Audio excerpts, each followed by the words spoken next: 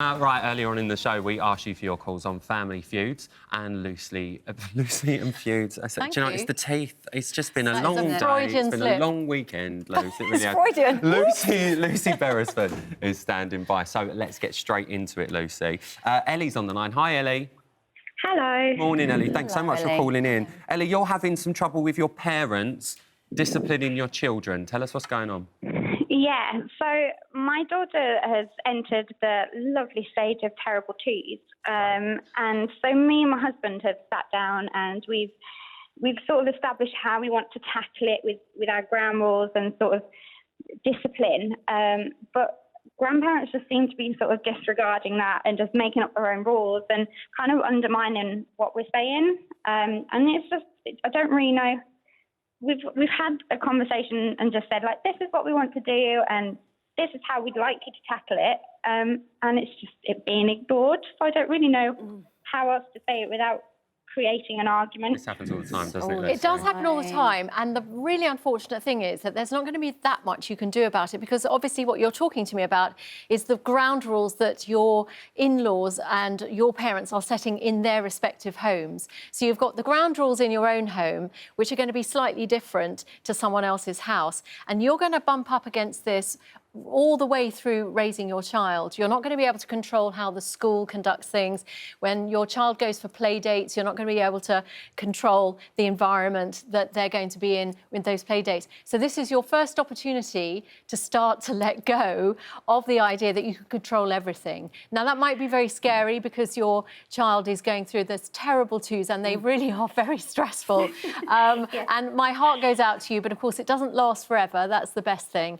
And it is about kind of, you can use it as a way of educating your child, really, to say that, you know, if you say to your daughter, this is what we do in this house and this is what mummy and daddy have agreed to do. But, you know, when you go to other people's houses, they do something different. And if there's one thing that grandparents want to do, they want to indulge their grandchildren. They want to love them and spoil them, which is really annoying because they're often our parents and we're thinking, why won't you like this to me? Buy me a pair of shoes. Yes, exactly. So you have to, unfortunately, Ellie, you're going to have to let go of all your desire to control this and just recognise that you are doing the best thing for your daughter by giving her that variety of experience. Ellie, do you think you can do it? I don't know. It's very much easier said than done. It really is. But we wish you luck, and she will grow out of it. No worries. She will. Thanks for calling, Ellie. Thank you. We should have Chloe on the line now, who feels she doesn't get any support from her mum. Chloe, are you there? I am, yeah. Hi. Good morning, Chloe. It's just so stressful. I don't get no support from my mum. My mum's the only one that I want support from. In regards to my children, in regards to my career, she doesn't support anything. She supports my brothers. Everything that they do, she's all for it. But when it comes to me, the one with children, the one that actually needs it, she doesn't support it, and I kind of just don't know how to tackle it. It's really hard. So that kind of favouritism is also really painful to experience. So you've got one thing, which is that you wish your mother would support you, and there's another thing, which is that you can see that she's perfectly capable of dishing out the support to other people. The key thing is, I mean, you mentioned both your child rearing, but also your career. You've got quite an interesting career you want to follow, is that right? Yeah, I want to do embalming. But the first thing that was said was, well, who's going to have the kids? And now I'd love my mum to be like, oh, yes, do you know what, you can do this. Or even if she doesn't want me to do it, just say, I support you in the choices that you make. I don't even get that. It's like, right. Oh, what do I do? Right. Well, the way you handle this is that you have to give yourself the support and the permission to have the life that you want to have, to support yourself in your own career choices. I think it sounds like a fascinating career and one that will never go out of fashion. You will always be in demand. And what better way to prepare to kind of look after your children than by entering a profession where you're always going to be in work? So I think it's about showing your mother, rather than demanding support from her and demanding that attention that you're not getting, showing her that you are perfectly capable of living your life almost without her, because that's the moment at which you can almost guarantee she will kind of shake up and think, I could be in danger of losing my daughter here. Chloe, can I ask you a question? Have you ever had this chat with your mum? Have you ever said, Mum, like, you're there for me brothers. Why? I feel like you just don't like me, you don't want to be around me, you don't want to look after my kids. Have you ever said that to her? Yeah, but then I backed down because I love my mum so much. I just kind of backed down from her, and I don't want the argument, and I don't want her to feel like she's not good enough, because she is. I just want her to tell me that she's there for me, do you know what I mean? Yes, I think that's the hardest thing. Sometimes the hardest thing, there's a lot of letting go I'm talking about here. The hardest thing is to let go of the hope that your parent can't be the parent of your dreams, really.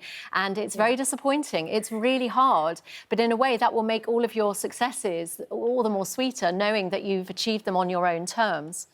Definitely. Hope that helps. It is that disappointment, isn't it? You really have to try and let go, Chloe. Well, we wish you all the luck, Good Chloe. luck. Yeah, good and luck. we think you'd make a great embalmer. Yeah.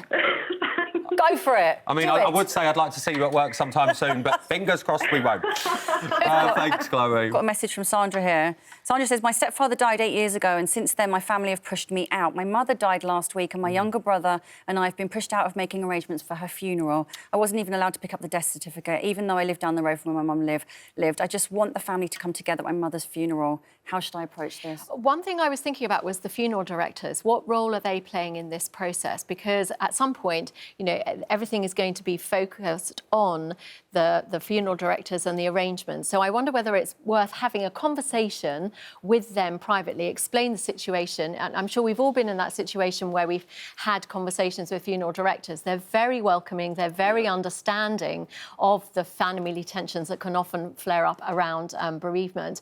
So I think that would be the first thing. And the other thing is you have, it's also you and your younger brother. So I think it's the time for the two of you to come together and say, well, this is what we would like to do. Perhaps even suggest a couple of things that could happen in the funeral so that you feel like you are contributing to a very specific part of that event.